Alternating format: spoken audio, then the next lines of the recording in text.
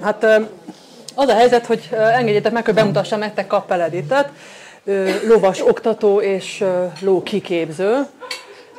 Én megmondom őszintén, hogy olyan elképesztő az önéletrajzod, hogy napok óta azt fogalmazom, hogy hogyan mutatlak be. Egyrészt hogy jövök hozzá, hogy bemutassalak, vagy hogy van az, hogy hogyan kell mondatokba foglalni az, amit te nemzetközi szinten, meg hazai szinten csináltál, mert hogy minden egyes mondat valahogy lekorlátozza azt, amit valójában egyébként látni a rendkívül sok oktató videódon, és úgyhogy azzal kezdeném, hogy megmutatnám ezt az izgalmas 5 percet, ahogyan a Edit a lóval van. Ráadásul egy olyan nagyon izgalmas kisfilmet mutatunk meg. Ő egy időben Lajkó Félixsel együtt zeneszerzővel és zenésszel készített mondhatom úgy, hogy egy bemutatót, vagy előadást. Bemutatónk volt együtt. Bemutatónak hívjátok, mert valami ilyen álomszerű. És előszeretettel felhívnám figyelmetek arra, hogy mi is történik az Edit és a ló között, mert ott valami történik, amit nem is tudnék mondatokra, vagy ilyen definíciókra, vagy minősíteni, mert hogy ott nem lehet tudni, hogy ők beszélgetnek, ők partner kapcsolatban vannak, ha lehet ezt így fogalmazni. Úgyhogy nézzük meg, mindjárt a vallató részt is egy pillanatra kitapogatom.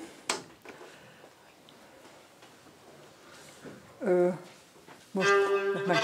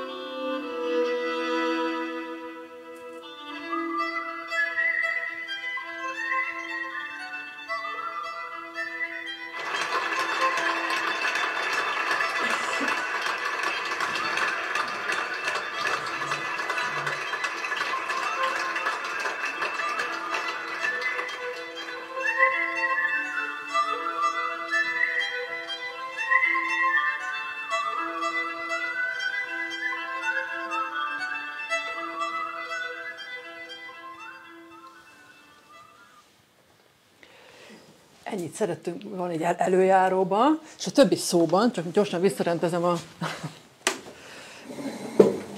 dolgokat.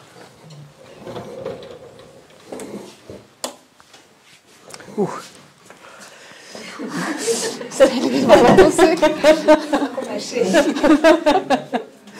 Jó, muszáj a fény, sajnálom.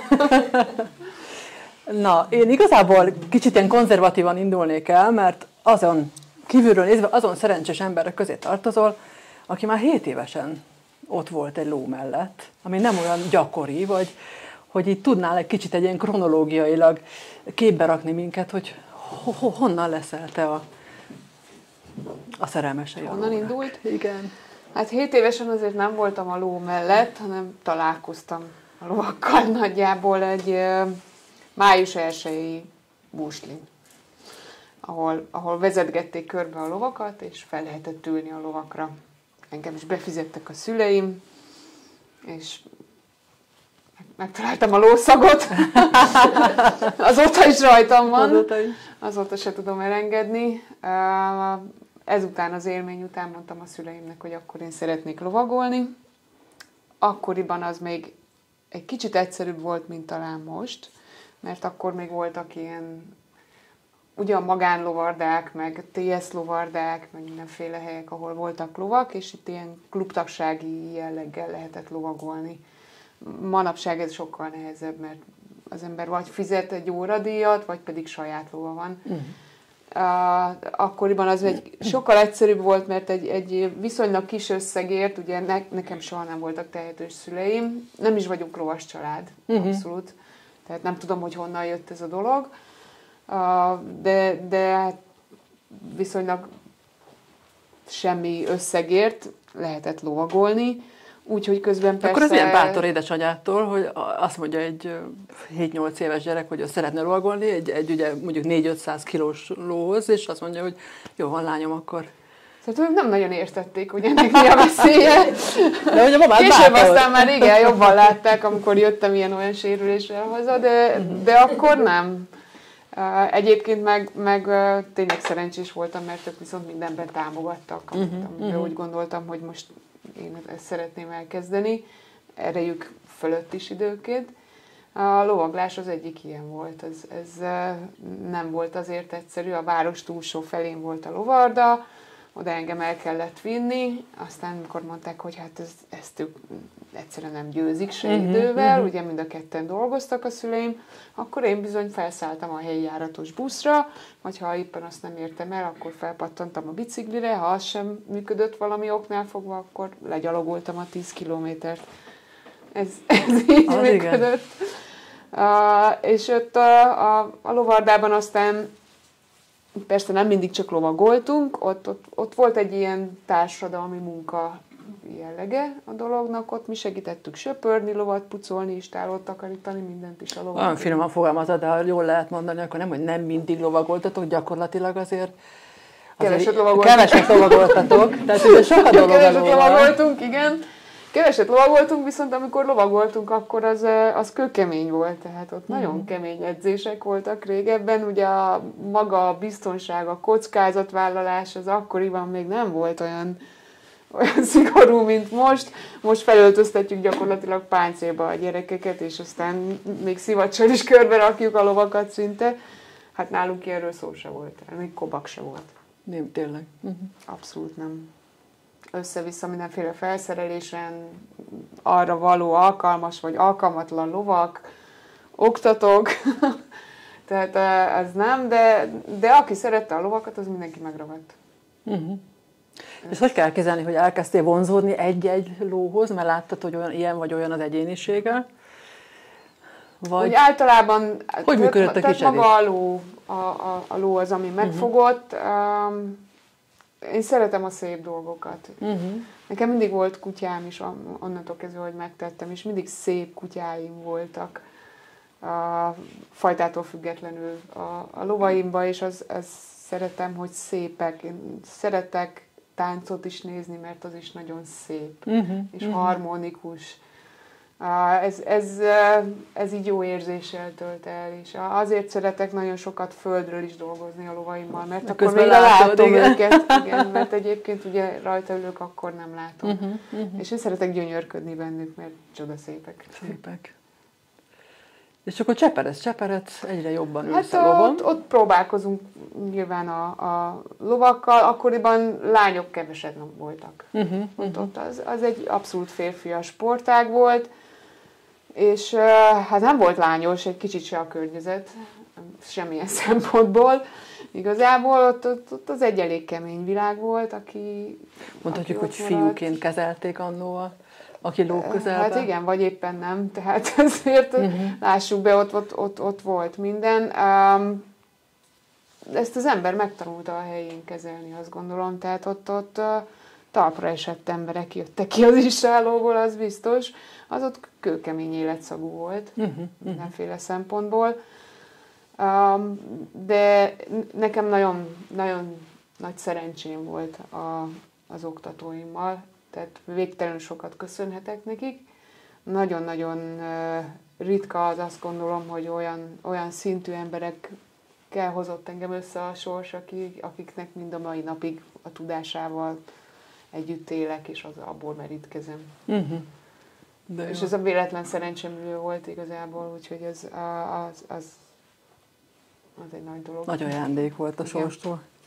Nekem általános iskolában volt egy osztálytársam, aki egyszer csak rákattant a lovaglásra, és mindig mondta, de hogy egy idő után így, jó, nem mond, már unalmas, tehát kívülről láttuk nagyon a dolgot.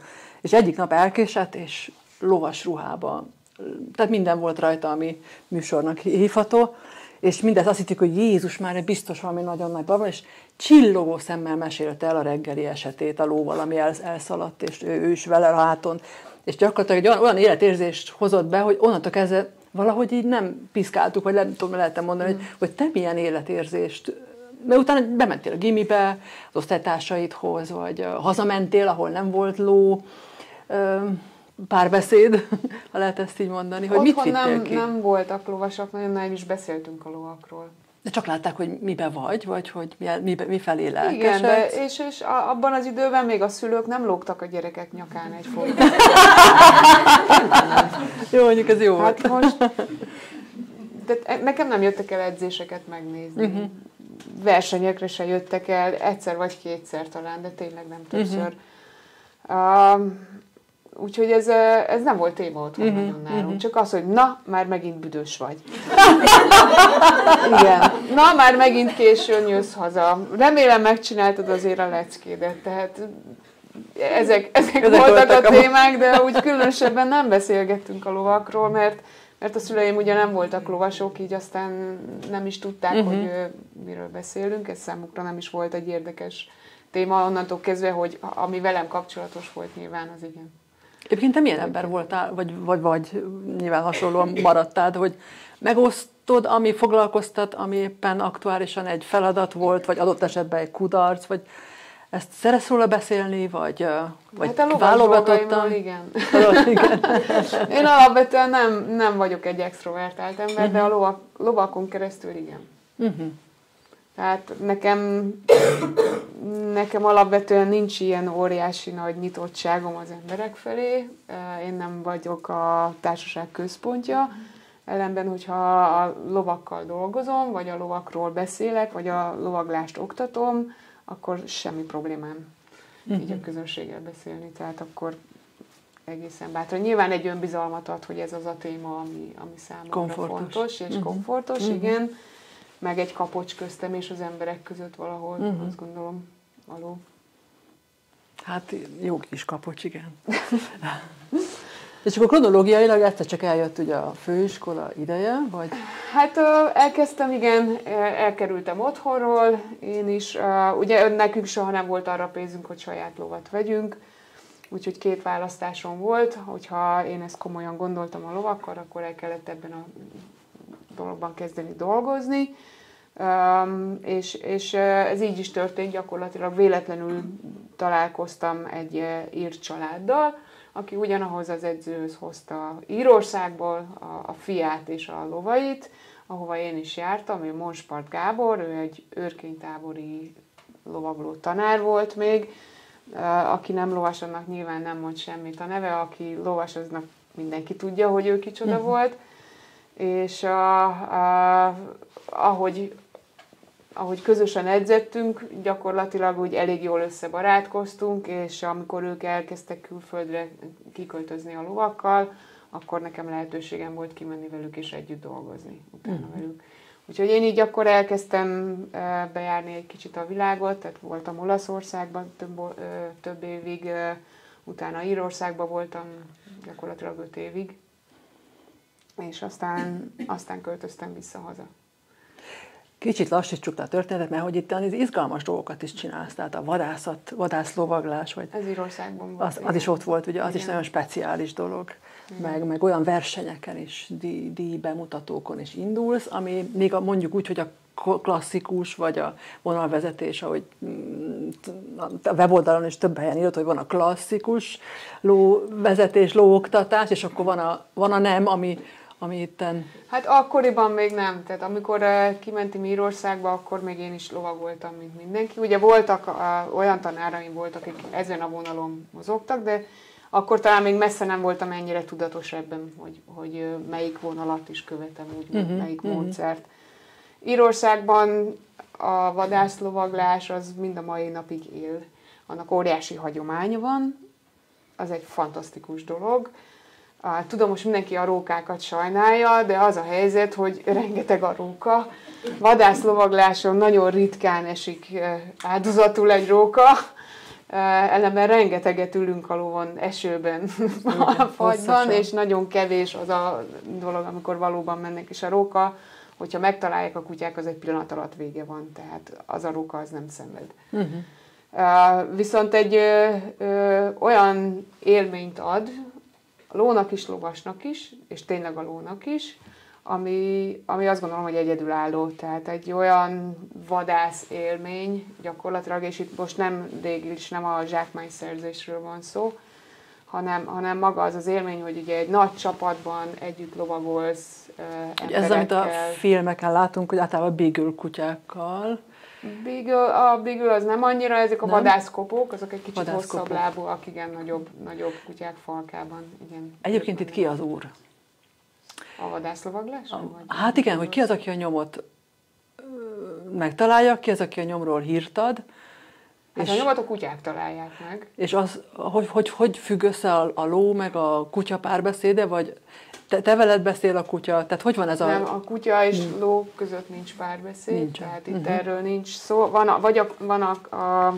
Van minden ilyen vadász szövetségnek úgymond egy embere, aki a kutyákat felügyeli, a falkát irányítja.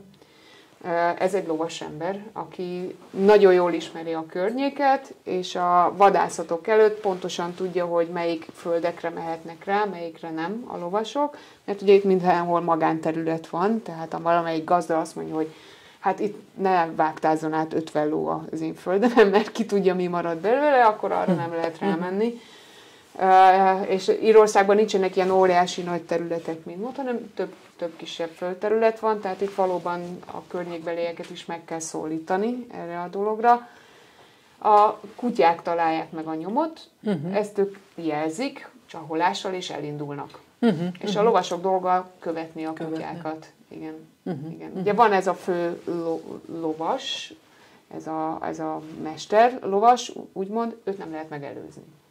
Tehát ennek kőkemény szabálya van. Tehát ha valaki megelőzi, az soha többet nem mehet vadászlovagolni. Akár azért, mert nem tudja kontrollálni a lovát, akár szánt szándékkal, de ezért csúnya büntetés jár. Igen. Okay.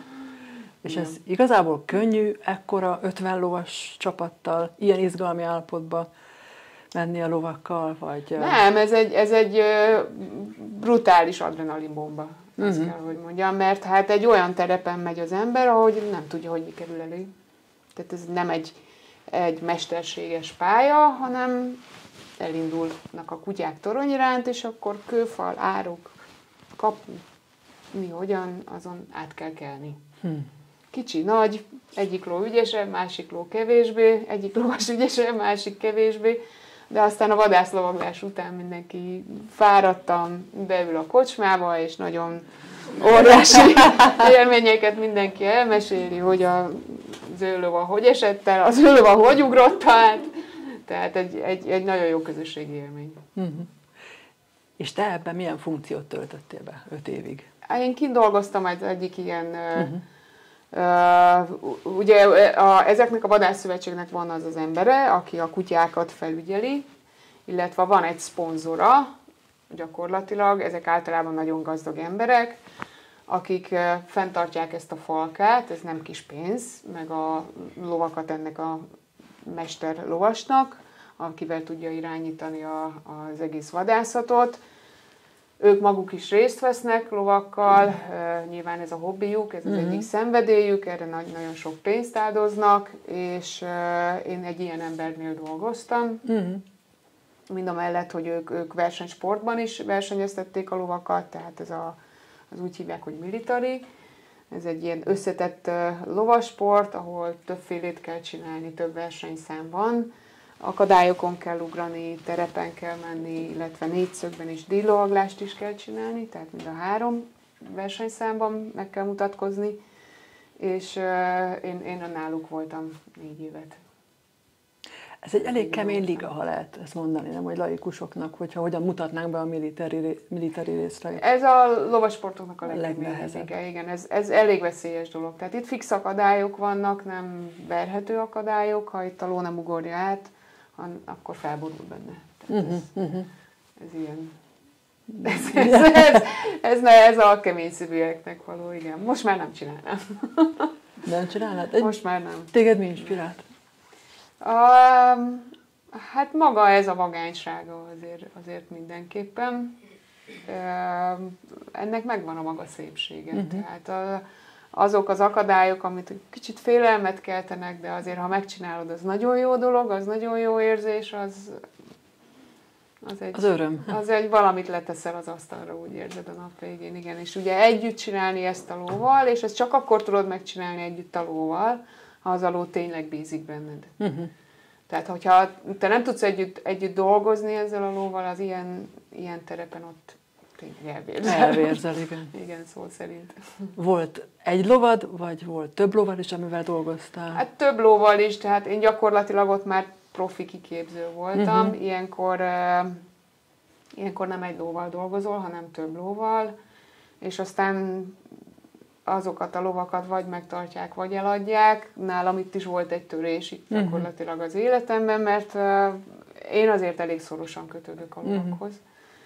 És ezt nekem nehezemre esik megtanulni, nem ilyen szinten kötődni a lovakhoz, úgyhogy akkor én 4 év után én abba hagytam. Én hazaköltöztem, és abba hagytam teljesen a lovaglást, és azt mondtam, hogy én majd akkor fogok lovagolni, a saját lovam lesz. Mert hogy alólam még egy lovat nem adnak el idegennek, azt én nem tudom végigcsinálni. És így is volt, én akkor 4 évig nem, közelébe sem mentem a lovaknak, nem ismertem. Nem ismertél? Nem mertem közelébe. Hát tudtam, hogy ha közelükbe kerülök, akkor biztos, hogy visszakerülök újra ebbe az egész lovas világba, és tényleg szentül elhatároztam, hogy ezt én nem tudom, lelkileg nem tudom végigcsinálni. Úgyhogy kicsit védekeztem ilyen szempontból. Én akkor a General Electric-nél voltam, informatikában. Én szerintem ez egy nagy védekezés, de abszolút jól hangzik. De egyébként nagyon érdekes volt, meg nagyon sokat tanultam. Nagyon rettentő jó csapat volt, nemzetközi csapat volt. Volt egy nagyon jó csapatom, borzasztó sokat tanultam menedzsmentből, igazából nagyon élveztem. És aztán a volt főnököm megajándékozott egy lóval. És akkor itt egy kicsit álljunk le, mert amikor az így mesélte sorsú, tehát ki kapott lovat a főnökétől? Tehát itt most legyen szíves, jelentkezzen. Áthelyezték Amerikába, és mi ugye innen a lovas világból ismertük egymást egyébként, és a lovat nem akarta magával vinni, és azt gondolta, hogy nálam biztosan jó helyen lehet. Hát ennek azért nem tudtam nemet mondani. De majd egy kicsit modellezzük le, behív a a tárgyalóba, Edi drága, én most legköszönök és visszamegyek Írországba, de... Ez szó szerint igen. Ekkor te ülsz vele szembe, aki nagyon védekezel ugye 4 éve. Igen. És így nagyjából köpnyilelni nem tudok, tehát így rám szakadt az ég, úristen, és aztán nyilván fülig ér a szám a következő pillanatban, és azt mondom, hogy persze, gondját viselem. Mit tudunk erről a lóról? Hát sajnos már nem él. Már nem él. Ez már ő akkor volt nem is tudom hány éves, amikor kaptam. 25 éves korába kellett elaltatni nálam. Szép nyugdíjas kora volt, tehát sokáig együtt. Milyen fajta ló volt különben? Ő egy kisbéli félvér volt, egy sportló volt, keszthelyi ménesből. Egy kanca volt, egy nagyon jó ugróképességekkel, egy nagyon kedves ló volt. És visszavezetett És visszavezetett természetesen, mert innentől kezdve újra elkezdtem lovagolni, és elkezdtem dolgozni a Purinánál, ő az egy takarmánygyártó cég, annak a lovas részlegét vezettem, és innentől kezdve visszakerültem az egész lovas világba, így kerültem kapcsolatba a Szilvásváradi Ménessel is, ahova én csináltam nekik a vezetési programot, és ott valahogy lóra keveredtem, úgy megmondom őszintén, arra már nem emlékszem, hogy hogyan, de lóra keveredtem, és aztán megkérdezték, hogy lenne kedvem lovagolni nekik 1 vagy 2 lovat, így segíteni, voltak problémáik vele, és hát szépen lassan visszacsúsztam egészen pontosan ebbe a világba, tehát abba hagytam a Purinánál a munkát, és egyre többet lovagoltam. És akkor tegyük hozzá, hogy ezek a lovak már lipicai lovak? Jó rész lipicaiak, igen. Tehát nem csak a ménesnek, de aztán egy idő után már a ménesnek dolgoztam egyre többet. A tenyészállatoknak a kipróbálása volt a feladatom, a méneknek. Hát ezek a mének 3 éves korukba kerültek hozzám, amikor teljesen nyersek voltak, a ménesből kerültek ki, és az volt a feladat, hogy olyan szinten előkészítsem őket, hogy tudjunk versenyezni velük díjlovaglásban, ugye lipicai ló. A díjlovaglás, amikor ilyen szépen mennek a lovak jobbra-balra, egy meghatározott területen belül.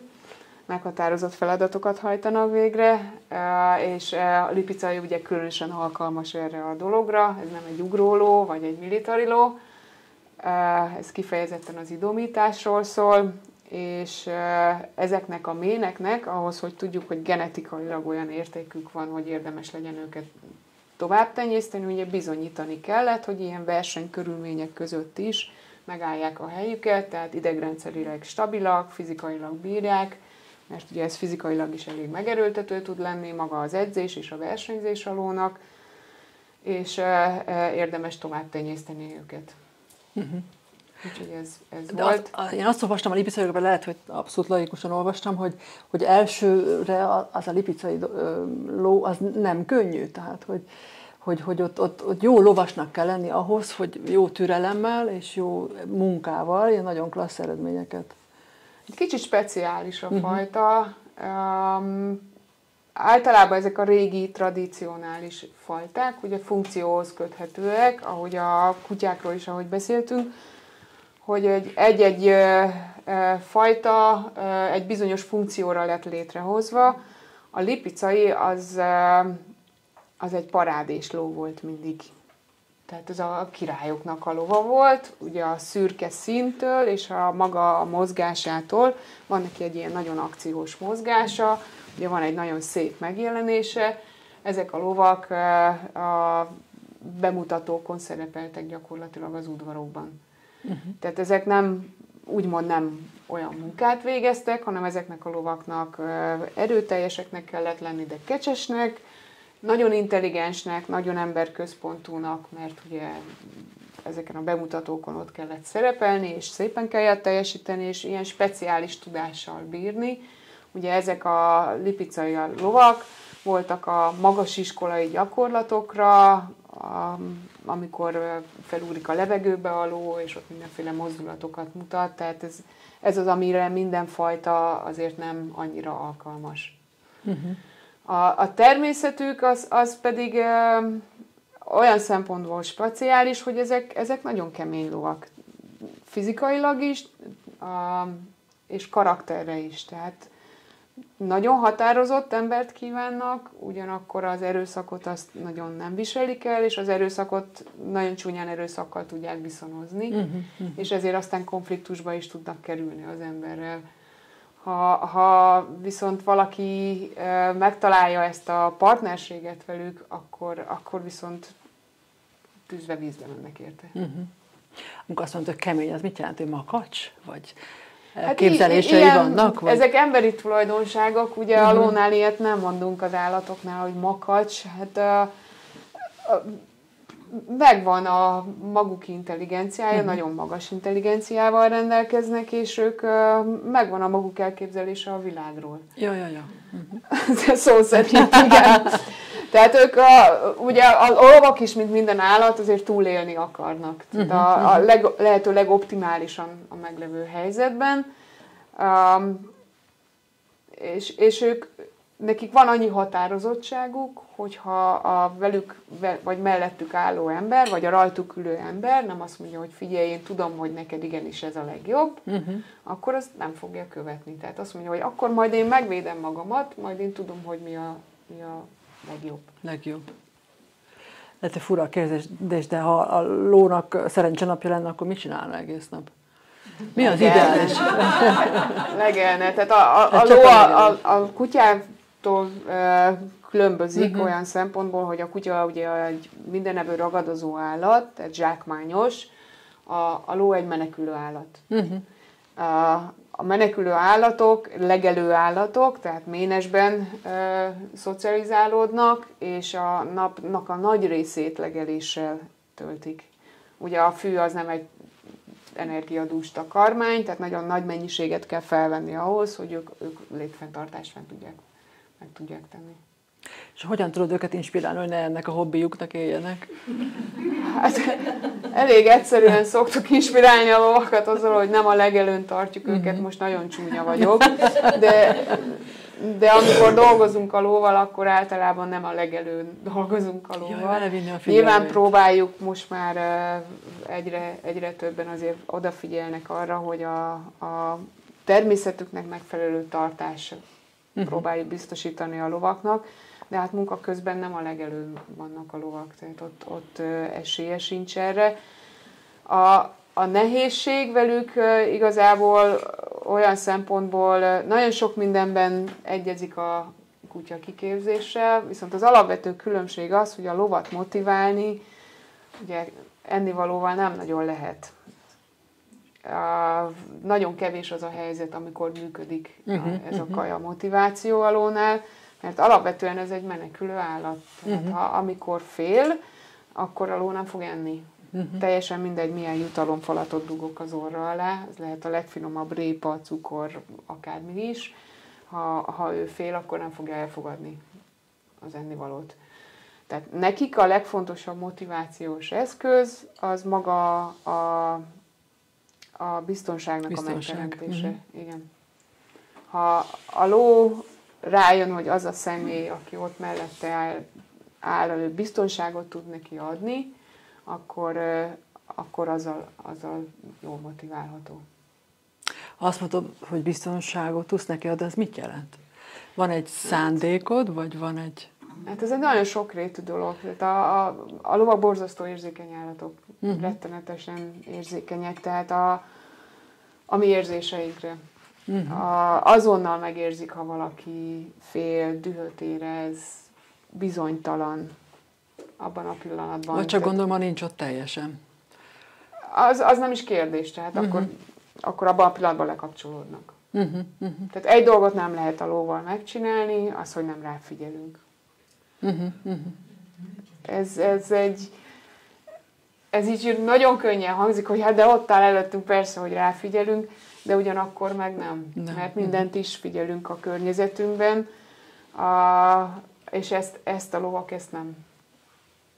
Ezzel nem tudnak mit kezdeni, tehát abban a pillanatban nincsenek velünk. Ők is igazságvizsgálók. Abszolút egyébként, igen. A bemutatós lovaim között, akik itt is láttatok, a 3 közül az egyik, ő egy nagyon-nagyon introvertált ló.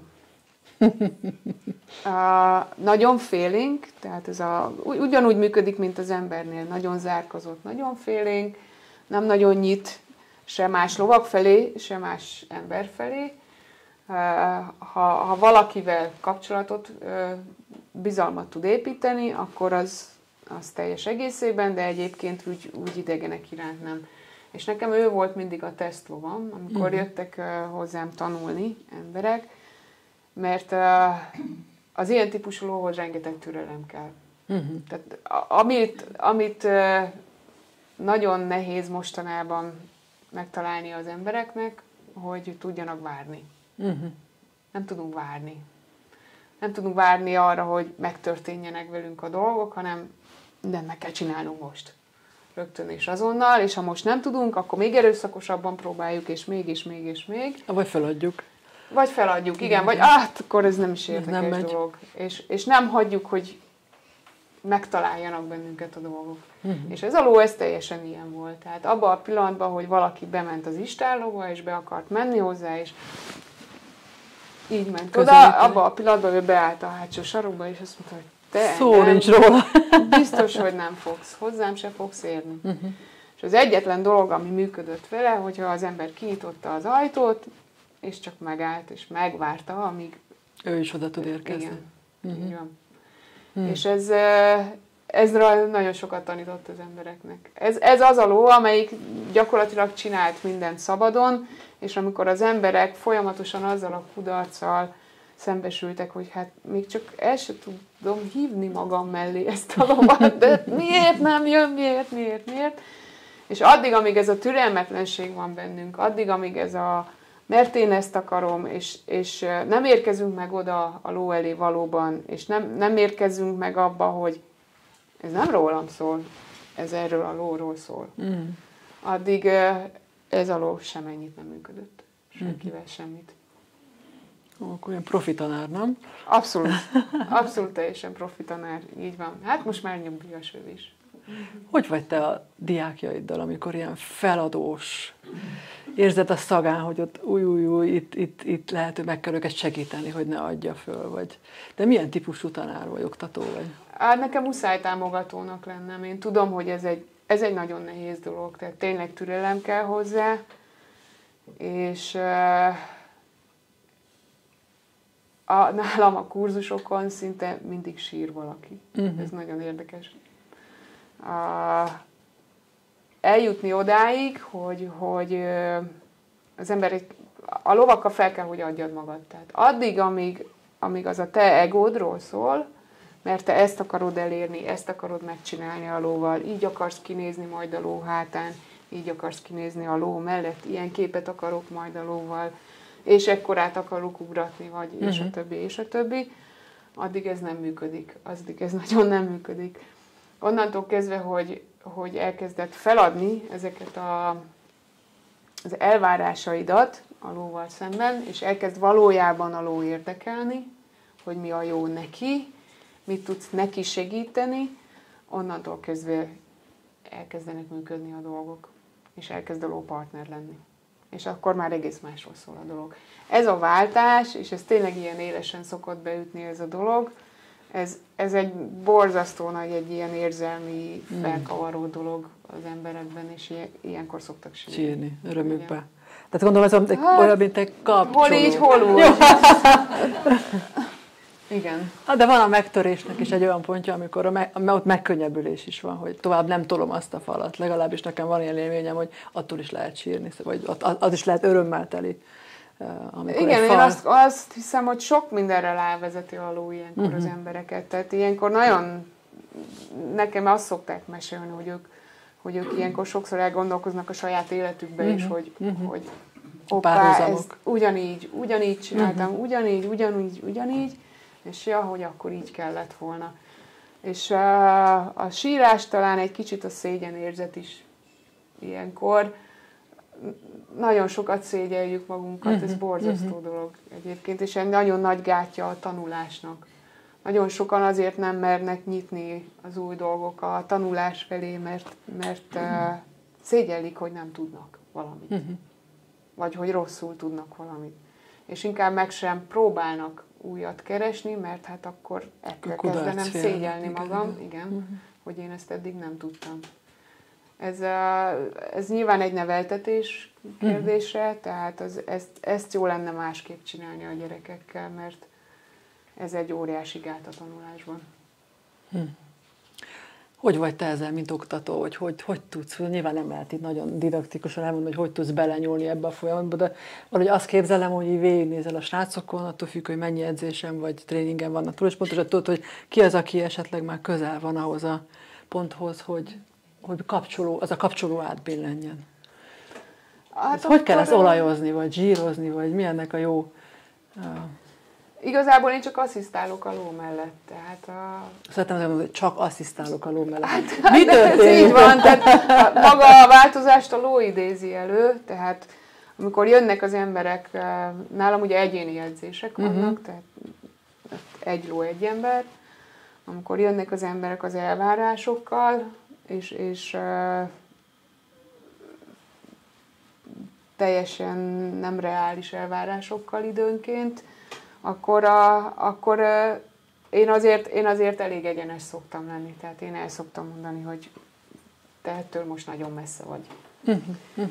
Kezdjük az alapoknál, mert általában ott vannak a bajok.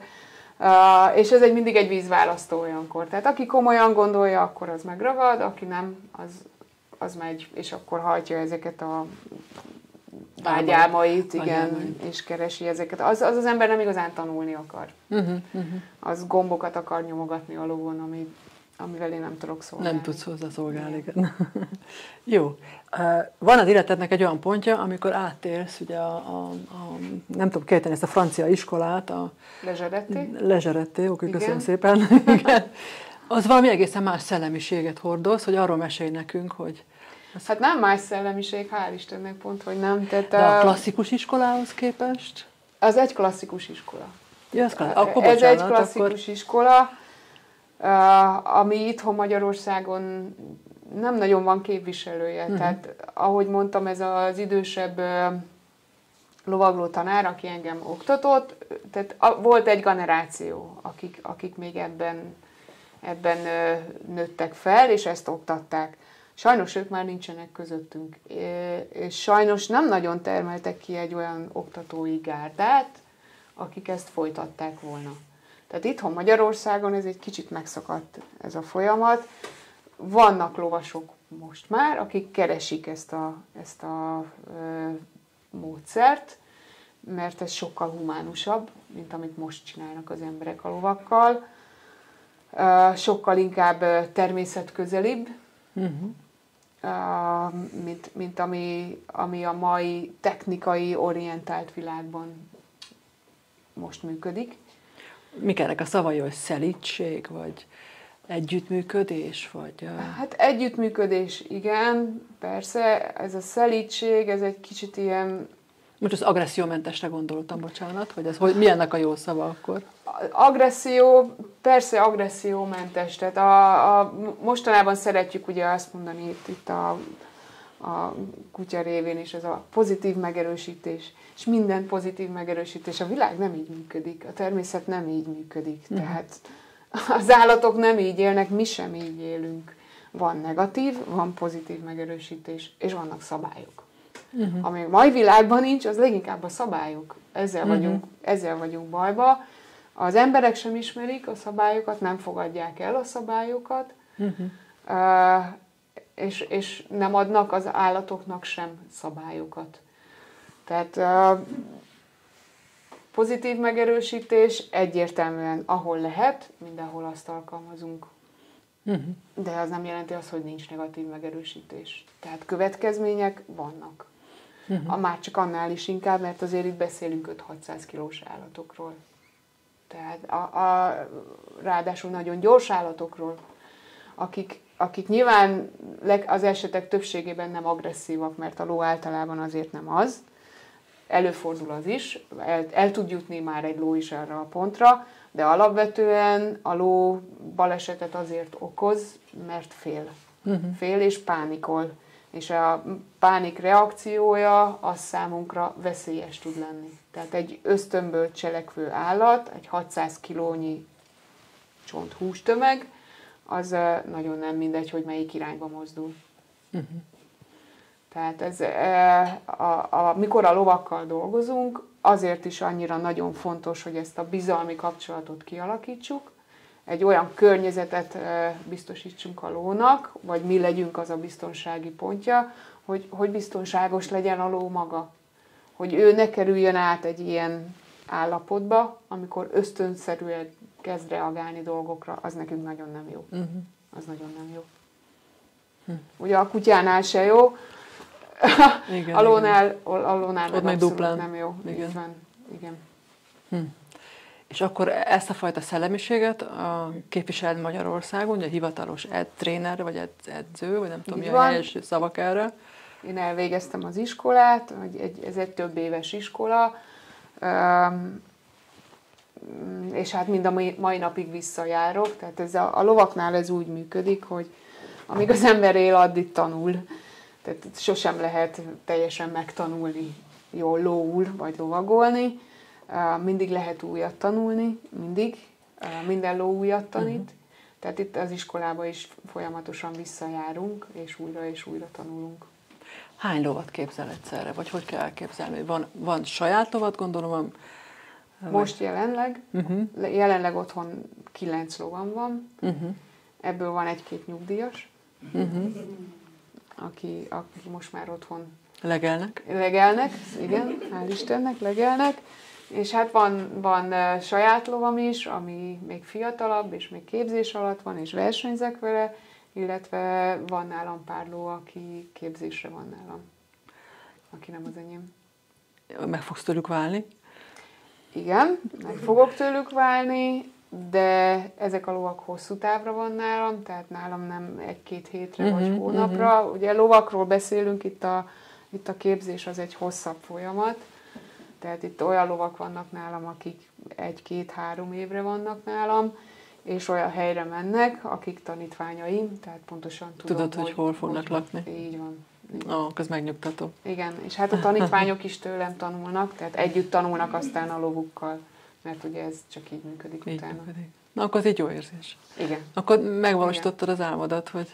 Igen, így lehet jól csinálni, így lehet élhetően csinálni, így lehet úgy, hogy nem lélektelenül gyártom úgymond a lovakat, hanem szívem, lelkemet belerakom, a barátságomat, a bizalmamat, mindent a lovakkal, és olyan lovakat sikerül, olyan ló-lovas párosokat sikerül aztán képeznem, akik ugyanígy tudják folytatni. Azért ez jó lehet. És de várj, de most akkor hogy kell elkezdeni ezt a 9 lóval? Mert a 2 a nyugdíjas, az kim van a réten, gondolom, az kevesebb napi folyamat, vagy időbe. De minden nap hozzányúlunk minden lóhoz. Minden nap hozzányúlsz? Nem lehet hozzányúlni. A lótartás az egy kicsit egy rabszolgasors, az a nagy helyzet, tehát a lovak ugye az nap 24 órája, és 365 nap egy évben, tehát ott folyamatos felügyelet van.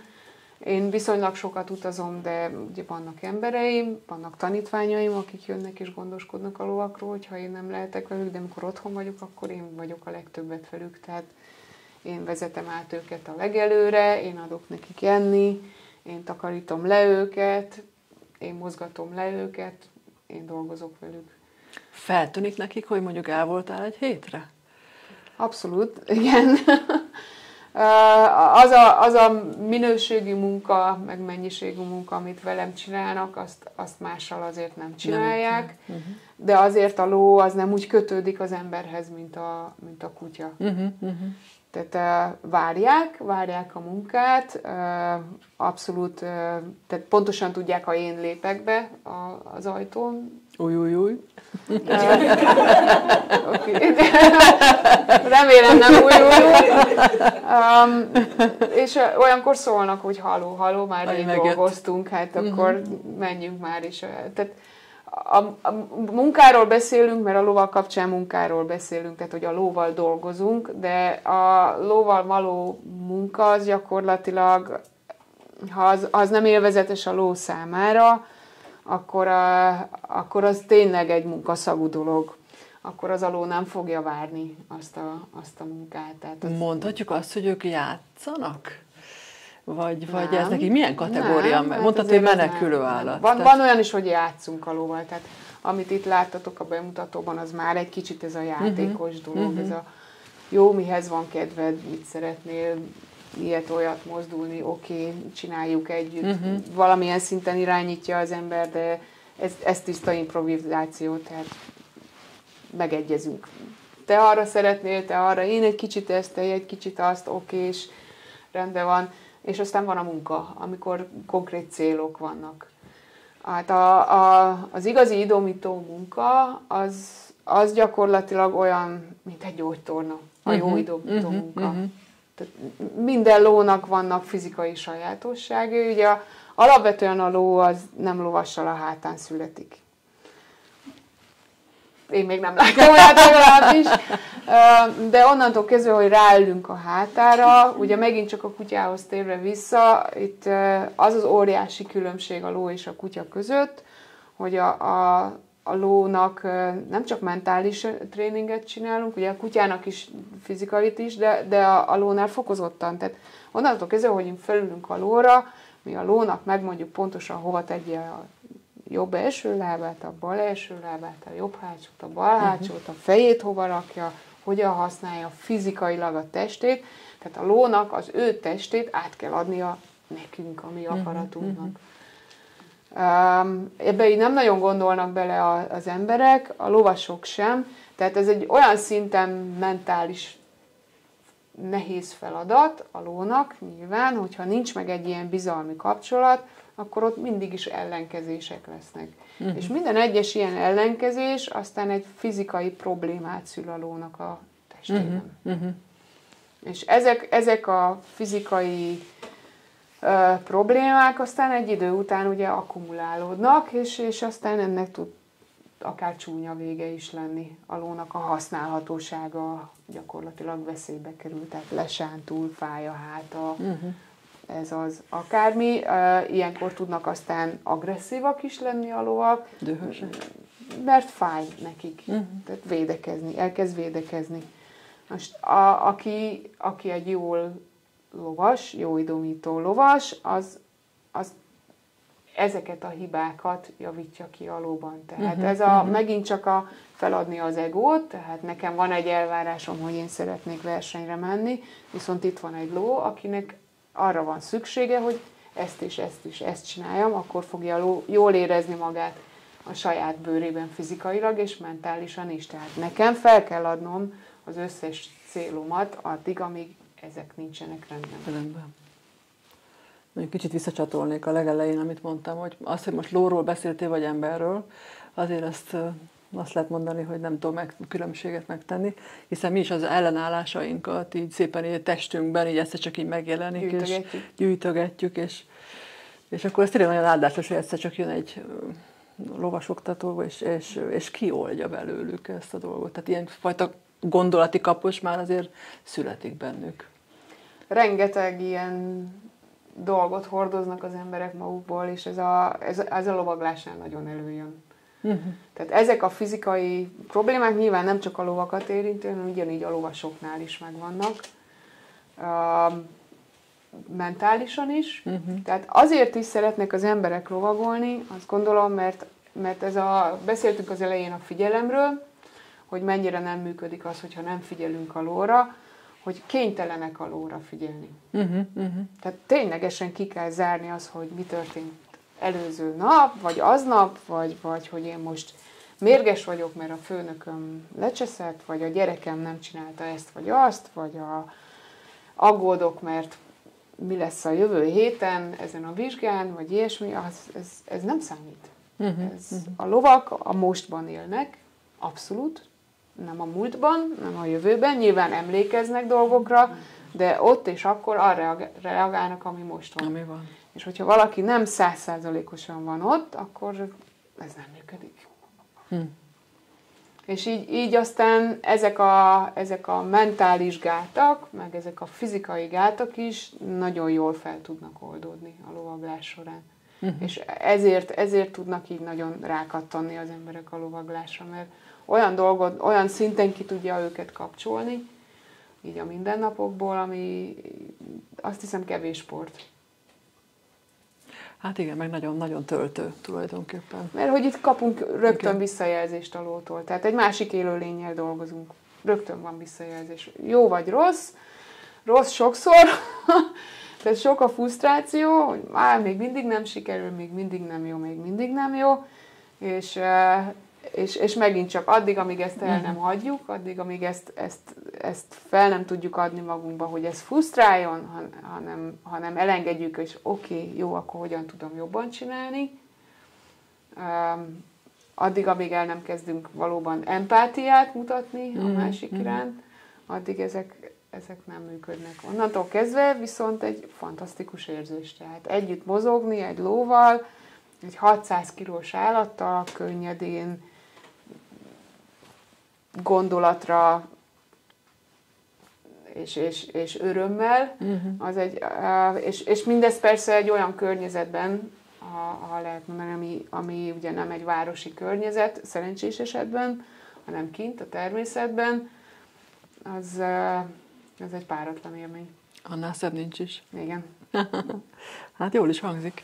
Hát a -10 fokban annyira nem, meg az esőben nem, meg a napsütésben sem, mert ugye ez mindez vele jár, de ugye aki akinek ez a hobbija, annak ezeket nem muszáj végigcsinálnia, de megvan ennek is a varázsa, hogy elmegy az ember futni az esőbe is, meg a hidegbe is, és utána azt mondja, hogy igen, megcsináltam, a lovaglásnál is így van, az állatokkal is így van, hogy de igenis kimentem és végigcsináltam, és egy kicsit így fegyelmemre is tanítja az embert, megint csak, ami manapság már annyira nincs, mert a megkövetkezetességre hát, ha valaki lovat tart, annak igenis kötelessége van. Az egy óriási felelősség. Azt a lovat senki más nem fogja megetetni. Tehát mi zártuk be, nekünk kell oda menni, meg kell etetni. Ha baja van, akkor nekünk kell gondját viselni, már más nem fogja. És hiába esik az eső, hiába van hideg, hiába van karácsony, hiába van húsvét, menni kell és csinálni kell.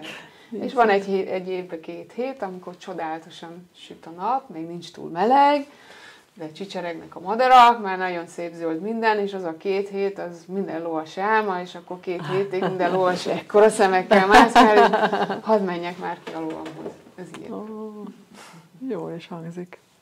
És akkor te belekezdtél a munkalovaglás, vagy nem tudom, hogy volt a magyar fordítása.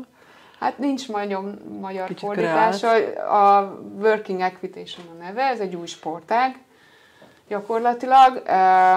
Munkalovaglás, azért munkalovaglás, mert olyan feladatokat kell csinálni a lóval, amiket egyébként munkavégzés során csináltak, tehát marhaterelés során, az állattenyésztésben használt lovakkal csináltak. Tehát gondolok olyanra, hogy ki kell menni egy kapun, meg kell kerülni dolgokat, nyilván marhát is kell terelni, tehát számos olyan technikai akadály van, aminek funkcionalitása van, és ez azért nagyon jó, mert egyrészt a lovasnak is kézzelfogható feladatokat ad, és a lovaknak is.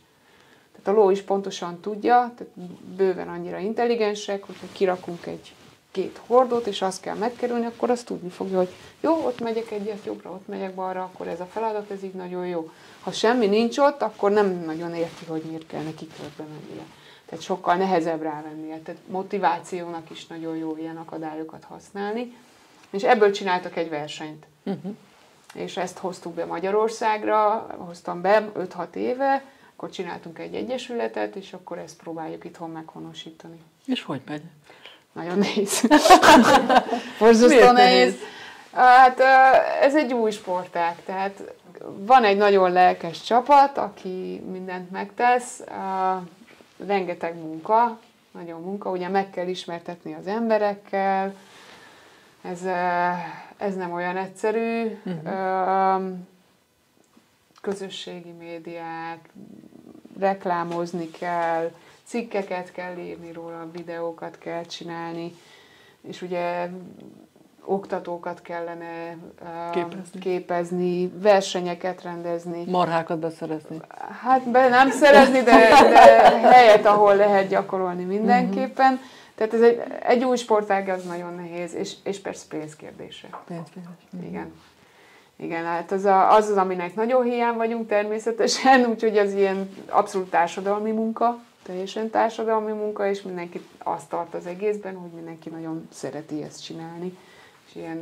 De ettől nagyon jó maga a közösség is, mert pontosan ez a közös munka hozza össze az embereket, ezek a közös célok, és egy remek jó társaság van, akikre tényleg mindenben lehet számolni, és mindenben egymásra támaszkodunk ilyen szinten. Már nem csak a munkalovaglásban, hanem nyilván igazi barátságok összevődnek, igen.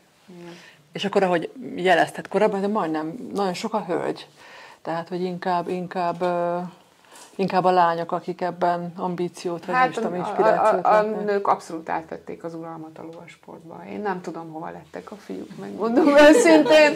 Mi bíztunk benne, hogy ez a munkalovaglás egy kicsit visszahozza a fiúkat, mert ez egy kicsit olyan fiús dolog, valamit megcsinálni, tehát nem csak úgy lovagolni, mert szeretjük a lovakat simogatni, hanem ennek van valami funkcionalitása, de egyelőre nagyon nem látom. Nagyon nem. Én azt látom, hogy a gyerekeknél nagyon elvitte a fiúkat a számítógép, az online, az internetes játékok. Nem tudom ennek az okát miért. A lányoknál egy kicsit kevésbé talán, de el kell, hogy mondjam, hogy a lovasportoknak a nagy része azért nem a fiatal lányokkal van tele, hanem az idősebb, esetleg már kicsit nagyobb gyerekkel úgy elkezdenek lovagolni a hölgyek, jobban ráérnek már, keresnek valamit, amiről gondoskodhatnak. Meg sem nem kérdezni, hogy idősebb alatt mit értettél? Én sem szívesen mondom ezt már. Mondd, hogy 65, vagy nem tudom. A lovaglásban az olyan, hogy nagyon sokáig lehet csinálni. Tényleg tehát ténylegesen egy fizikai sport, tehát egy nehéz koordinációs mozgást igényel, de ugye vannak különböző szintjei, úgyhogy nagyon-nagyon sokáig lehet csinálni, és miután egy erősen szellemi sport, tehát nagyon sokáig, tehát minél több tapasztalata van benne az embernek, annál jobb. Nem úgy, mint a legtöbb sportnál, ahogy van ugye egy felfutás, és utána egy erős hanyatlás, itt a lovaglásnál ez pontosan nem így van. Tehát itt lehet tanulni a végtelenségig, és egyre javulni tud benne az ember. Tehát ilyen szempontból igazából bárki bármikor elkezdhet lovagolni, és aztán tanulhat, ameddig kedve tartja. Nyilván, aki gyerekkorba kezdi el, az egy kicsit könnyebb a koordináció, a fizikai dolgok véget, mert azért az egy erős mozgáskoordinációt kíván, de egyébként semmi akadálya idősebbkorban is elkezdeni. Oké. Még azt a szó definíciót, hogy suttogó, hogy most azt hova rakjuk, vagy mi ez a suttogó mánia Magyarországon, lehet ezt így mondani? Hát ezt leginkább felejtsük el. Tehát ilyen nincs úgy suttogó, ugye ez azt hiszem talán a Monty Roberts filmből jött, hogy akkor úgy suttog a ló fülébe, és örök barátságot fogadnak, és megérti. Tehát én suttoghatok a lovaim fülébe, attól még nem értettek meg semmit. Tehát az emberi beszéd a lónak nem jelent semmit. Tehát a lovak nem verbálisan kommunikálnak. Nyilván van valamennyi verbális kommunikáció, de az nem az emberi nyelv, amit ők értenek. A lovak a testbeszéddel kommunikálnak leginkább. Az a viszonylag kevés szót használunk a lovaknál, nem nagyon van értelme, nincs nagyon rá szükség. A hanglejtés az fontos, az nyilván. A hangutánzó szavak ugyancsak, de túl sok szót megtanítani a lovaknak nem sok teteje van. Sokkal inkább figyelnek tényleg a testbeszédre, ami manapság nagyon kikopott az emberekből. Nagyon-nagyon. Vagyis hát megvan a testbeszéd, csak nem figyelünk oda rá, és már nem is értjük a jeleket. Igen. A lovak viszont annál inkább. Tehát ők egymás között is testbeszéddel kommunikálnak leginkább, illetve az emberekkel is. És innentől kezdve aztán nagyon sok félreértés van. Én amikor oktatok, akkor nagyon-nagyon sokat oktatok testbeszédet. És amikor elkezdek friss tanítványokkal, akkor az elején kifejezetten meg is tiltom, hogy te akkor most nem beszélhetsz a lóhoz semennyit, mert akkor nem használják a testbeszédet. Egy idő után, amikor már ilyen rutinszerűen, akkor kezdjük újra visszahangutánzó szavakat és a szavakat behozni, de az elején nagyon nem. De jó kis kihívás. Az egy nagyon nagy főleg kihívás. Főleg a nőknek, ha szabad ilyet mondanom. Igen. És ugye annyira megtanultuk most már nem használni, kicsit beburkolozni, mindenféle ruhát felveszünk inkább, mint hogy valamit mutassunk magunkból. A lovakkal ez így nem működik, és az akaratlan mozdulatainkat ők pedig értelmezik, és nagyon sokszor félreértelmezik. Az pedig egy testbeszéden egyértelműen nagyon lejönnek az embereknek a karaktere, a jellemvonása. Tehát, hogy ki milyen határozottsággal mozog, ki milyen gyorsan mozog, milyen mentális állapotban van éppen, azt egy-két mozdulatból leveszik a lovak, és ennek megfelelően reagálnak. Túl sok, túl kevés, határozatlan, nem egyértelmű, következetlen, tehát ezek a dolgok, ezek a kulcsszavak nagyjából. Lesújtó igazságban jelennek ott, meggondolom. Nem lesújtó, tehát ez nem egy negatív élmény. Ja, nem úgy értem, tehát azért sok amplitúdó nincs benne. Tehát ha valaki nincs ott, és nagyon másban van, igen, de a kis dolgok is akkora örömet tudnak adni az embereknél, mert kapunk egy reakciót a lótól, ami egy csodálatos dolog. Tehát egy menekülő állat, amikor valamit megcsinál nekünk, és látjuk, hogy az most nekünk szól, és az tényleg nekünk szól, az senki másnak, akkor ott az nem lehet semmiféle sallangot ráhúzni, az ténylegesen nekünk szólt az a reakció, akkor ez egy borzasztó nagy élmény. Én soha annyit embereket nem látok mosolyogni, mint amikor észreveszik ezt a kapcsolódást. Földről kezdünk el dolgozni a lovakkal, és elkezdenek szabadon dolgozni a lovakkal, elkezdenek szabadon megpróbálni kommunikálni a lovakkal, és akkor mindenkinek fülig ér a szája, szó szerint. Egyrészt maga a ló szépsége, meg amikor elkezdik látni a reakciókat, és hogy rájönnek, hogy akkor ez ténylegesen működik, és ők is tudják szabályozni, úgymond ezt a dolgot, és elkezd valamiféle kommunikáció létrejönni az ember és ló között, akkor az egy óriási élmény mindenkinek. Hát így hallgatva is jól érződik, vagy nem is tudom, hogy mondjam. Jó, hát nagyon köszönöm, hogy bepillantást engedtél. Szerintem biztos, hogy lesz kérdés, úgyhogy ezt a részt valaki, ha esetleg föltenne, vagy motoszkál magában arra vonatkozóan, hogy hogyan kell 600 kilós nyerserővel kapcsolódni. Én csak annyit szeretnénk kérdezni, hogy jól tudom, hogy a pszichoterápiában is használják a lovakat, tehát van ilyen, hogy terápia, hogy ez hogy tud működni, Én magam soha nem vettem részt ilyenen, tehát én nem tudom neked a hivatalos változatát elmondani. Mit gondolsz?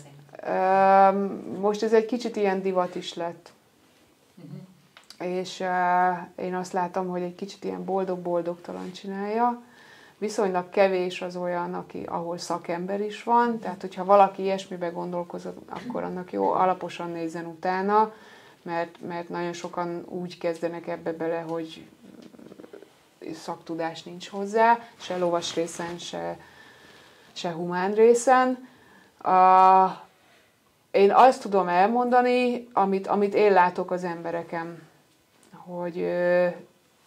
hogy egy introvertált emberből hogy tud egy extrovertáltat csinálni, hogy egy extrovertáltból hogy tud visszacsendesíteni valakit, hogy egy emberből, aki egy kicsit esetleg ilyen depressziós, mélyebben van, és a többi az hogy tud kirántani ebből a gödörből, hogy tud célt adni nekik. Én ezeket a dolgokat látom, hogy ez technikailag hogy kivitelezik. Engem is keresett meg már cég, hogy csináljunk ilyet. Én azért nem vállaltam, mert én azt érzem, hogy ez az én lovaimnak nagyon nagy megterhelés. Tehát én azt értem, hogy az embereknek próbálunk segíteni, de akkor van ott egy másik fél is, és az a ló. Tehát ezek az érzelmek azért mind rázúdulnak a lóra. Azt ott neki is fel kell dolgoznia, és az egy nehéz dolog. És ezek a lovak azért nagyon instabilak tudnak lenni, úgymond így lelkileg, tehát utána viszont nagyon sokat kell velük dolgozni, hogy visszajöjjön az a bizalmi kapcsolat, az a motiváltság, ami előtte volt. Amennyire tudom, az ilyen tanfolyamokon nem ennyire jól képzett lovakkal dolgoznak, hanem kevésbé érzékenyen reagáló lovakkal, mert gondolom van tehát sokkal inkább egy kicsit ilyen alapabb dolgokat csinálnak meg, tehát ugye a nyomásra engedés, a lókiképzésben itt sokat dolgozunk ezzel, kicsit ezt próbálják az embereknek tanítani, hogyha túl nagy a nyomás, akkor a menekülő ló az el fog menni. Ha nem egyértelmű az iránymutatás, akkor nem fog arra menni a ló, amerre akarja. Tehát amennyire én beleláttam a dologba, ezeket próbálják a lovakkal kapcsolatban. Köszönöm. Én a magam részéről a Timihez megyek kutyául tanulni, és nem tudom még mikor, de hogy elképesztően izgalmas az a tudás, amit van neked lóról. Hogy néz ki nálad egy képzés, amikor mondjuk nem egy lóval érkezem hozzá, hogy szeretném, hogy dolgozz velünk,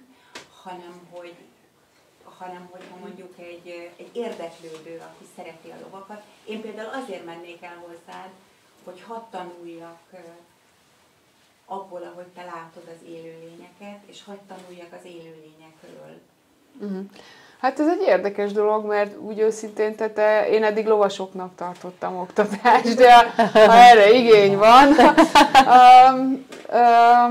igen, ez egy mondják, hogy terápia, dolog. Meg nem tudom, én nem erre gondolok, hanem az a tűpontos tudás, ami neked van, avval, hogy egy élőlény hogy működik, és hogy én meg tudjam őt szólítani, vagy hagyjam, hogy ő szólítson meg engem. Én 2 éve költöztünk haza a lovakkal. Előtte Móron voltam egy istállóban, egy nagyobb istállót béreltünk, és ott volt fedeles lovarda. Ott csináltam ilyen 2 napos tanfolyamokat, ahol a saját lovaimmal, gyakorlatilag meg aki akart a saját lovával, tehát lehetett jelentkezni, és ilyen kommunikációs képzés volt. Így is hívtuk, hogy Equus Caballus. A lónyelvén, vagy valami ilyesmi volt a megnevezése. Én csak úgy hívtam magam, hogy a mosolygós képzés, mert ez volt az, amikor tényleg mindenki mosolygott.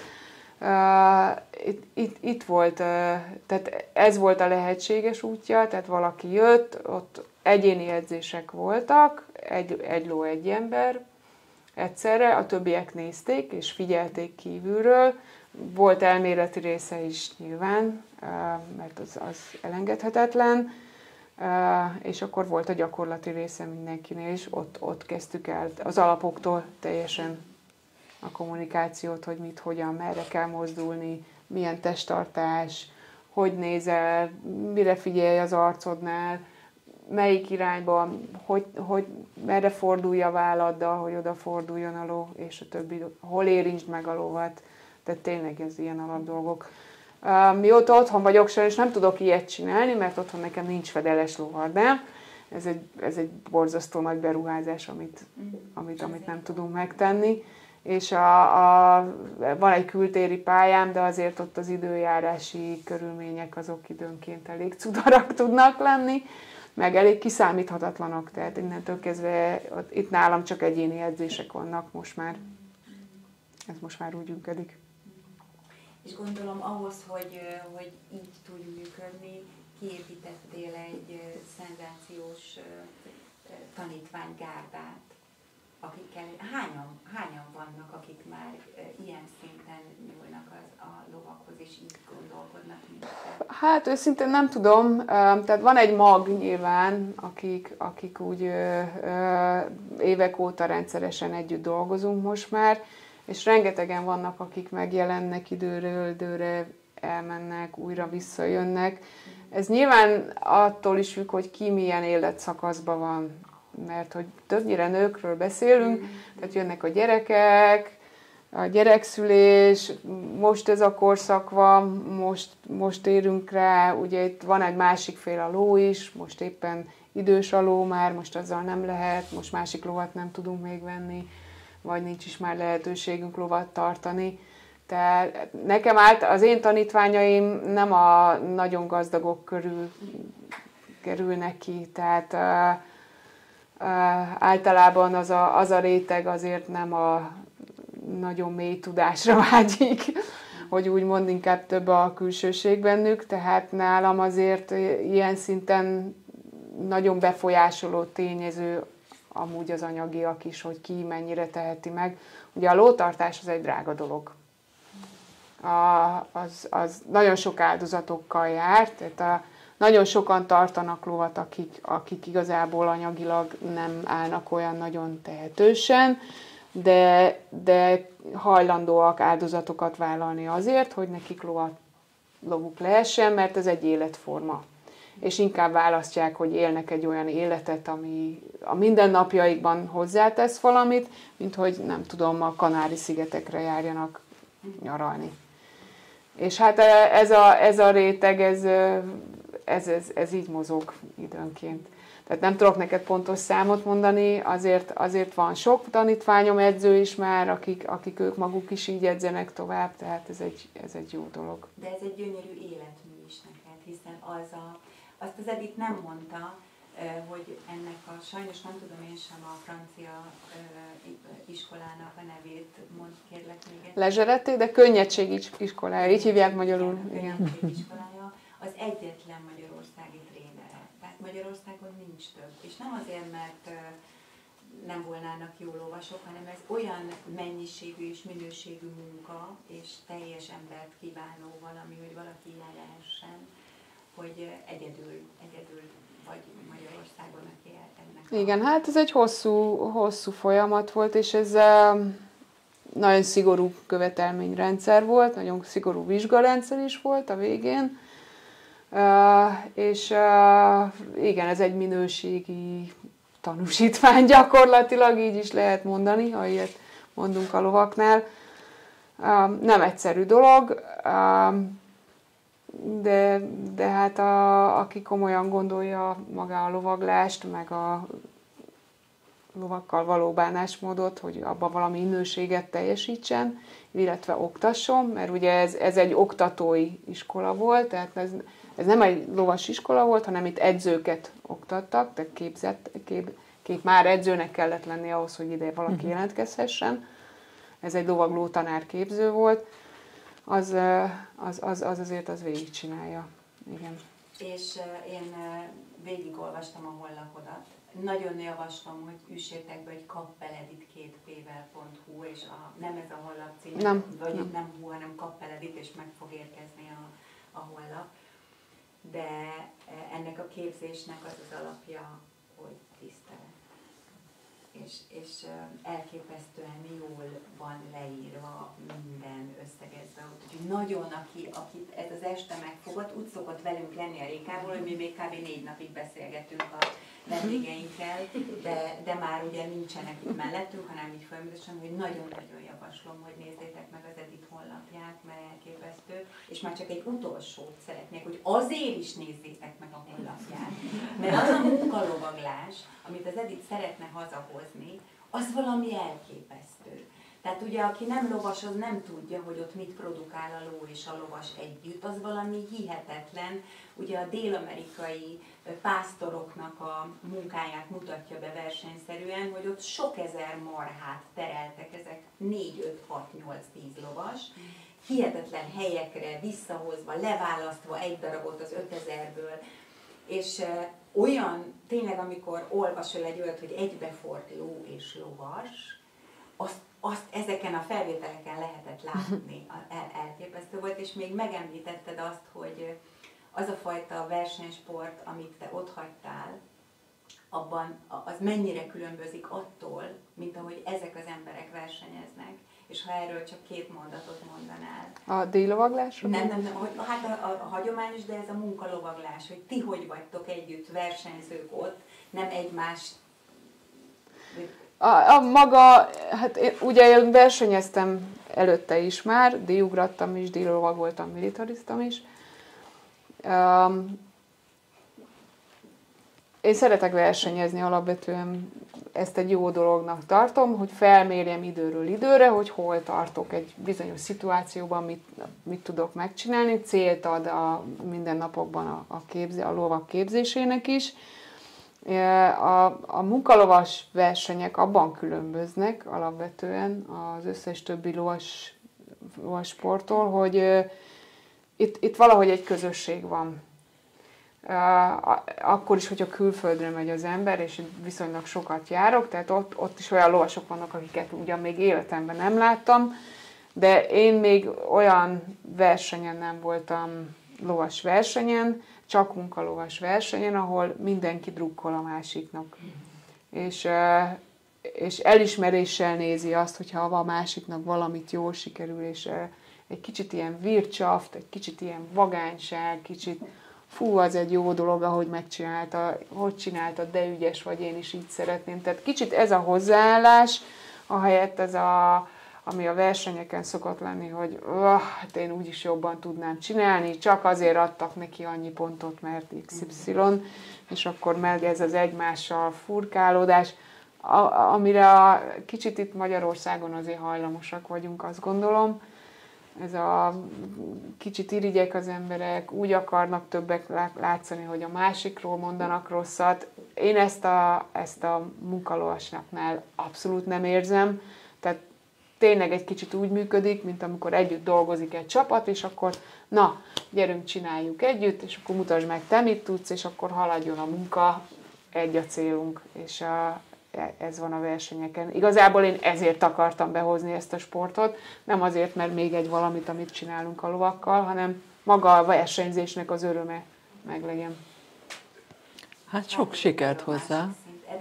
Annyira köszönöm, hogy megtiszteltél minket. Tehát ez, ahogy te csinálod ezt az egészet, tényleg már mindjárt sírok a gyönyörűségben. Ennél azért vidámabb a dolog. Meghatottság inkább. Egyébként neked van még valami álmod, amit el szeretnél érni? Hát én nagyon, nagyon szeretnék még a kutyámmal sokkal többet foglalkozni.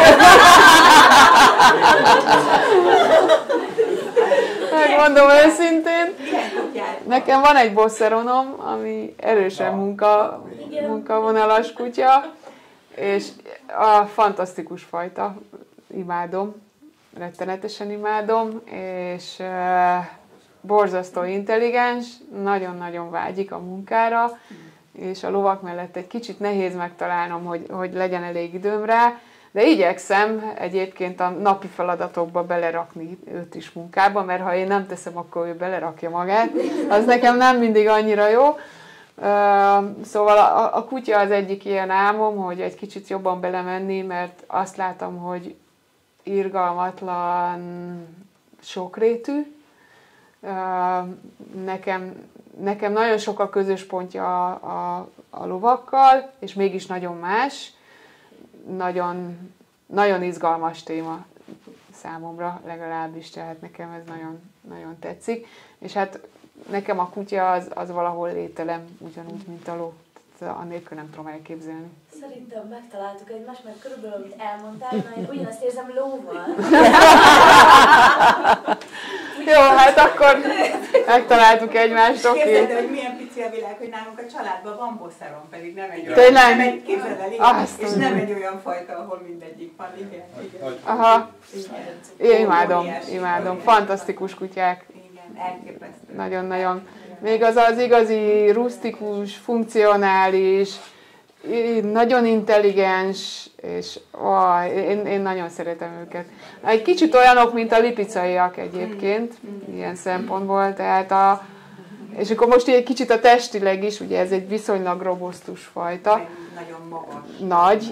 Nagy, erős, kitartó, kemény kutyák azért, és ugyanakkor azt gondolják, hogy egy öleb. Tehát nem tudom másképp elmondani, tehát az a kutya, ha nem érhet hozzám, akkor tehát ő testileg ott akar az emberrel lenni. A lipicai ugyanez, ez valahol. És ez egy nagyon vicces, ez egy 600 kilós állattól, de ők ugyanezek. Tehát ha ők szeretnek, akkor ő szeret hozzád érni, ő szeret melletted lenni. Ezt félre is tudják érteni aztán az emberek, és meg tudnak ijedni tőlük, mondjuk ugyanúgy, mint a bosszarontól egyébként, ugyanaz. De nekem nagyon sok a hasonlóság a két fajta között, szerintem rettentő összepasszolnak.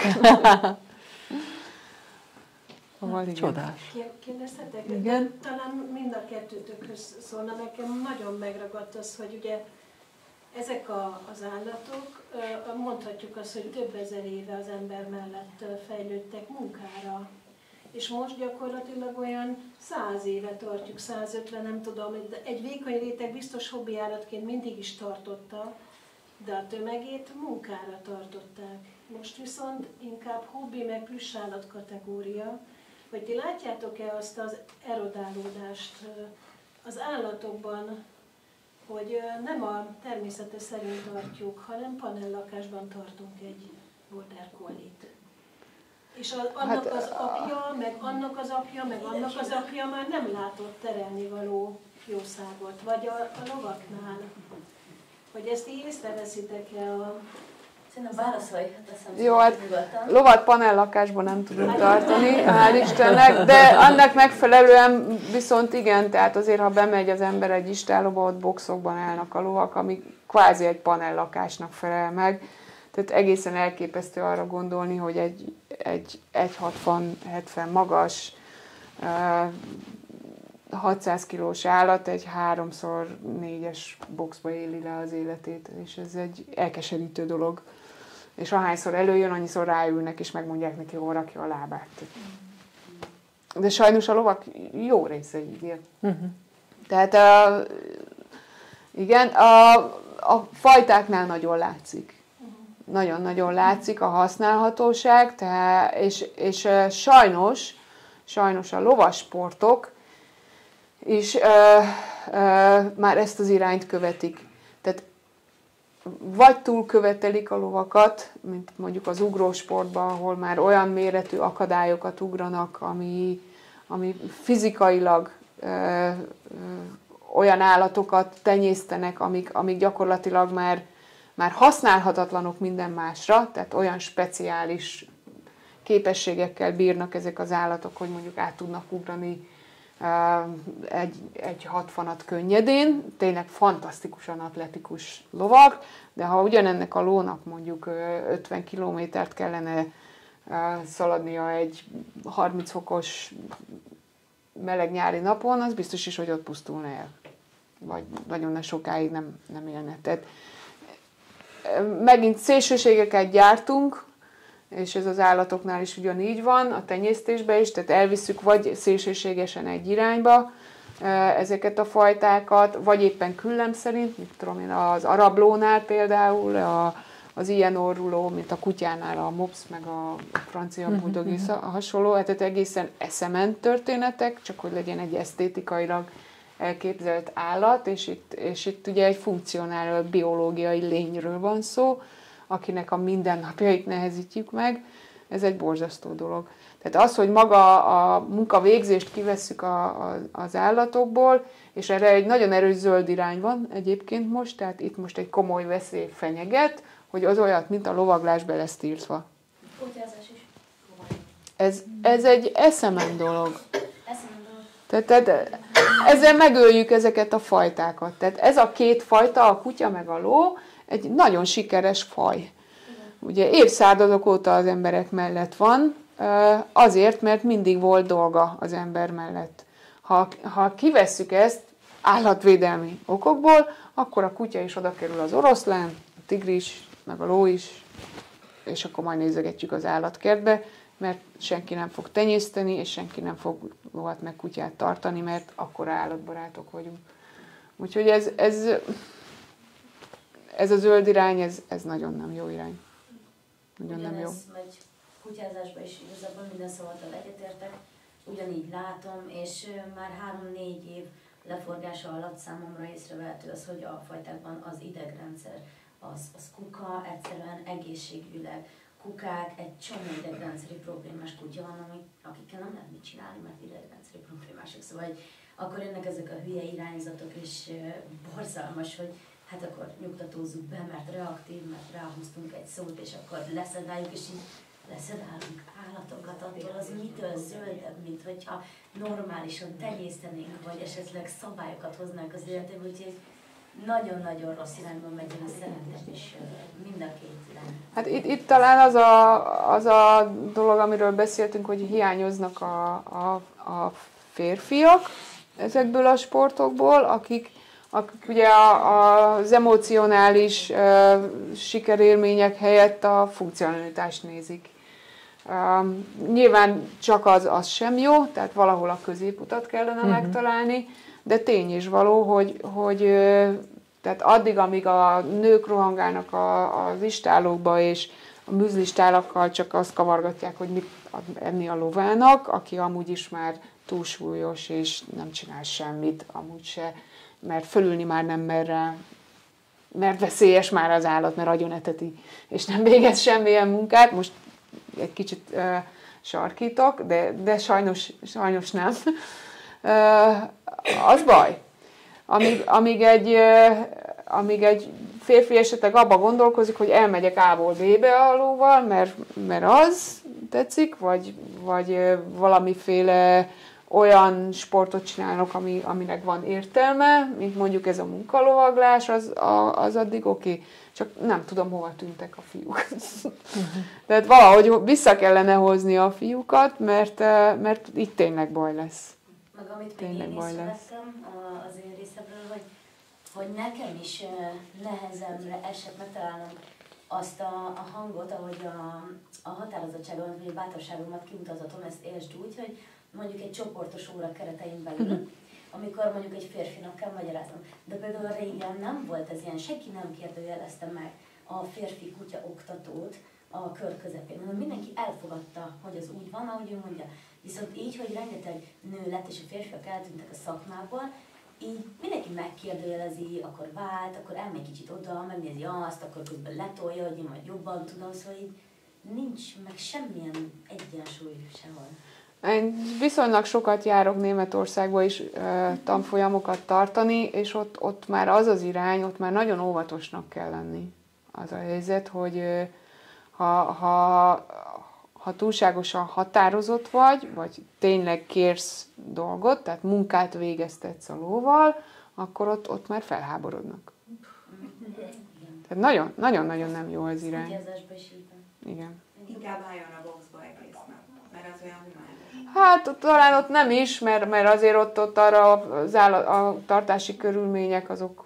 Ugye szélsőség van egy kicsit, van egy viszonylag szűk sportolói réteg, akit nem érdekel a ló, azt az eredmények számolnak, az egy eszköz. Ott cserélődnek a lovak, nagyon-nagyon gyorsan, szó szerint, mint a síléc, tehát úgy bánnak az állatokkal. És van egy nagyon nagy hobbi réteg, aki viszont az érzelmi válságaimat élem ki a lovon. Nincs gyerekem, és akkor inkább legyen egy lovam. Elmentek a gyerekeim, akkor legalább legyen egy lovam, és akkor ezek a gondoskodok a lóról, de kvázi már munkát úgymond nem végeztetek a lóval. És ez nagyon veszélyes. Ez nagyon veszélyes az állatokra is, mert ugye akkor ennek a tenyésztők, ennek a rétegnek fognak úgymond gyártani lovakat, az pedig mind fizikailag, mind mentálisan is erősen erodálást jelent. Tehát ez egy probléma. Igen. Hát ezek az új mixelt fajták, amiket bevesznek az elfogadott fajták közé, a multipúk, meg az összes pú, meg a tudőleg, az összes egészségügyi problémás, a legtöbb regisztrált harapásos esetet ezek a mindenféle púmixek csináltak, hiszen nem stabil az idegrendszer, csak ugye ki kell szolgálni mi a divat, igen, a divatot ki kell szolgálni az embert. Hát a lótenyésztésben oda ment már el ez a dolog, hogy ugye ezek a sportlovaknál, különösen az ugróvonalon a jobb teljesítmény, a díjlovaglágisban és a jobb teljesítmény, jobb képességek érdekében már bizonyos funkcionalitásbeli, tehát biológiai elváltozásokat okoznak a lóban. Tehát kimutathatóan. Amikor már kevésbé képesek hordani magát az ember súlyát, de látványosabban mozog tőle a ló. Ez azt jelenti, hogy a használhatósága az állatnak, a hasznos élettartama, az rettenetesen lecsökken. Tehát egy sportlónak az élete az 8 év. 8 év. Az brutálisan kevés. Tehát egy ló elér 30-35 évig. Természetes körülmények között. A zöldeknek ez nem ütik ki? Hát a zöldeknek úgy ütik ki, ez ugye, hogy akkor szüntessük be a lovaglást. Tehát sajnos ezek a szélsőségek vannak, tehát itt van a nagy probléma, és előbb-utóbb ez fog nyerni, az a nagy helyzet, és akkor majd szaladgálunk a műzlistálakkal, és csak etetjük a lovakat egy darabig. Aztán már nem. Aztán majd nézegetjük az állatkertben. Szóval ez így egy kicsit ilyen elkeserítő irány sajnos. Bízunk benne, hogy a józanész azért valahol nyer, meg hogy végül is funkcionálni, tehát most is munkát végez a ló társállatként is. Csak tartsuk meg ezt a rekreációs részét legalább, hogy igen, ebben viszont azért aktívan vegyen részt. És akkor én még utolsó kérdésnek azt mondanám, hogy ennyire a lóval élsz, de mégis egy mondatot mondj a családodról, kérlek, mert telefonon ugye tudtuk, tehát hogy csak hogy képzétek elő, nem bent lakik az istállóba. Nem, egyébként, majdnem, de nem. Van férjem, és egy nagyfiunk most már, ő már 27, és hamarosan lesz egy unokám. Július közepén várjuk a kis unokát. A kilány lesz. Nyilván lovas lesz innentől kezdve, vagy nem tudom, de se a férjem, se a fiam nem lovagol, ők nagyon magasak, tehát ők 2 méter felettiek, nem igazán lovas alkatúak, de mind a ketten sportolnak sokat, a fiam az kézilabdázik, és hát majd a kislány is nyilván valami sportot választ magának, amit csak szeretne.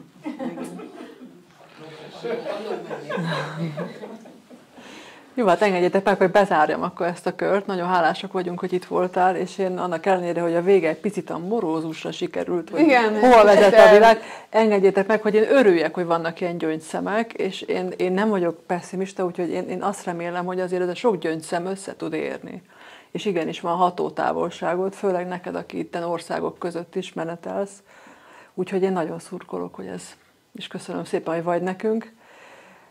Most bármennyire is furcsa, de nyári szünetre megyünk a hűvösvölgyi estéket illetően, és augusztus 28-a lesz a következő alkalmunk, amikor is egy filmvetítéssel kezdünk, levetítjük a Szent Döntés című filmet, amiről a jó múltkorában volt szó, úgyhogy várunk benneteket szeretettel, mind a rendező is, meg a operatőr is jelen lesz, és az is lehet, hogy még a főszereplő is, úgyhogy ha van kedvetek, gyertek, várunk benneteket szeretettel, és hát köszönöm, hogy itt voltál. Köszönöm a meghívást, köszönöm nektek. Én csak annyit szeretnék mondani, hogy ez egy nagyon kedves közösség, és szerintem az ilyen közösségek azok, akik miatt van remény, hogy azért ez nem megy el az ilyen szélsőségek irányába. Addig, amíg vannak ilyen gondolkodó közösségek, addig talán gátat lehet szabni ezeknek a nagyon, nagyon rossz irányoknak. Úgyhogy tartsatok össze, hogy csináljátok! Legyen így!